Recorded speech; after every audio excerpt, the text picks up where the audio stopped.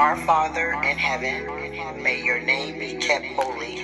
May your kingdom come soon. May your will be done on earth as it is in heaven. Give us today the food we need, and forgive us of our sins.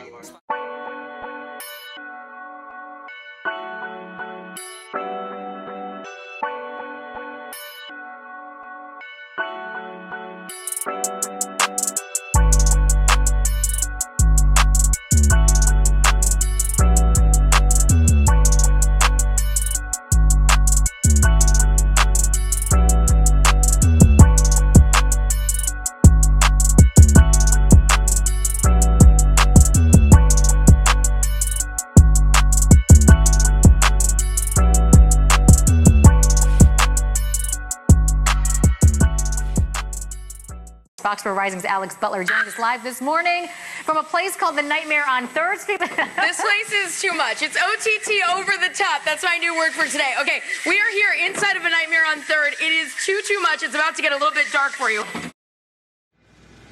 Well, the Nightmare on 3rd Street came about, really my first mixtape I dropped in 2010.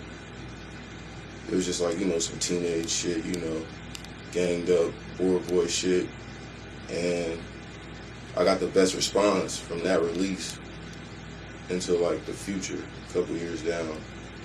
So I decided to keep running with it. Everybody know I like Freddy Krueger. If you see him on my chain and shit, like, I'm him. So you can respect it or not, but that's the way I do things. And that's where Nightmare on 3rd Street came from.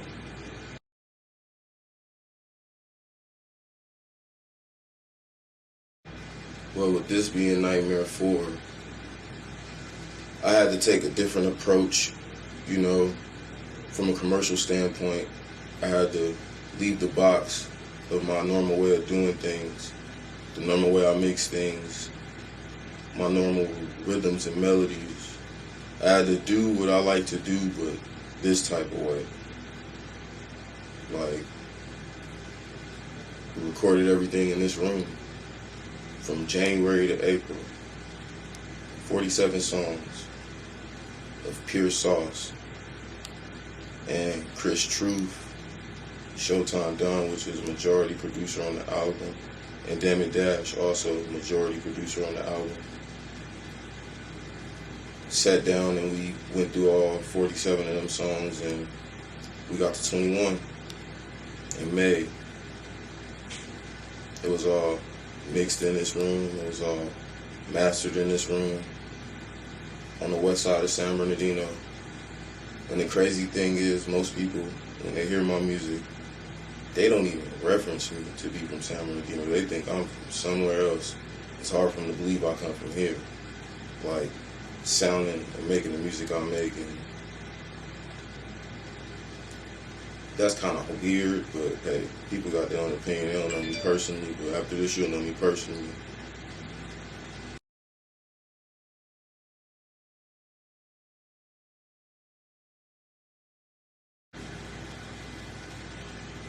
The recording process for this project was unusual at first because I was going about it differently than my other Nightmares, because normally I drop them on Halloween. Better yet, I wasn't even going to make a Nightmare 4. I was going to stop after this last one I put out. But I got my head back on with Show in the booth, and Nightmare 4 is here. And it's fucking crazy, like monsters. And I decided to put 21 songs because the MCs I listened to with their first albums, their first real albums, wasn't no 12 songs or no shit like that. Like, Cube didn't have no cheap-ass fucking little-ass track list. Pac didn't have no little track list. Like, X didn't have no little track list. Lupe, Jay, none of these individuals, Buster, none of these individuals put out little bodies of work. Like, so I wanted to mimic them. Like, this is my Get Rich or Die Trying. This is my Food and Liquor.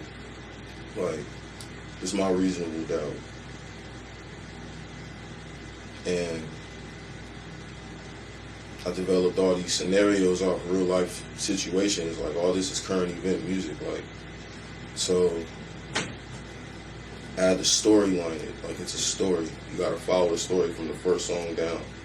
And fun fact, the real album only stops at track 18. But I put 21 just because 18 wasn't enough. So that's basically how I went about recording everything. No reference tracks. I was going in raw energy. As soon as I hear the beat, if I feel the vibe, I'm recording to it. Right then and there, I'm drop. Producer in here, whoever in here, just shut up when I'm recording and let me get this take because I feel it. And that's the same energy I kept through the whole project.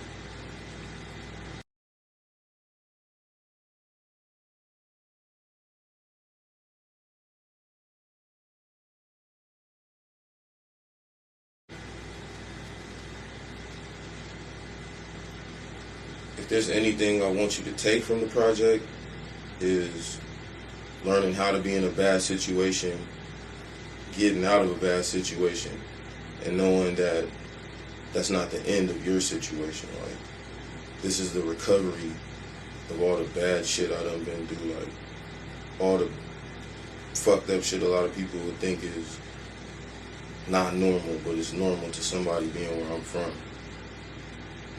and surviving here. And that's why I decided to release it on my 30th birthday, because it's a lot of my friends, like a lot of my family, who didn't get to see 30. Didn't get to see 20, didn't get to see 13. So the fact I got to see 30, that was deep, you know? So that's why I decided to drop it on my birthday. It's just like a trophy. And I did it all independently, like, with just my team, my gang, like, no corporate execs, none of that shit. Like, we did it our way. And I've been doing this shit since 2007. Like, we been these niggas. Like, this ain't new. Like,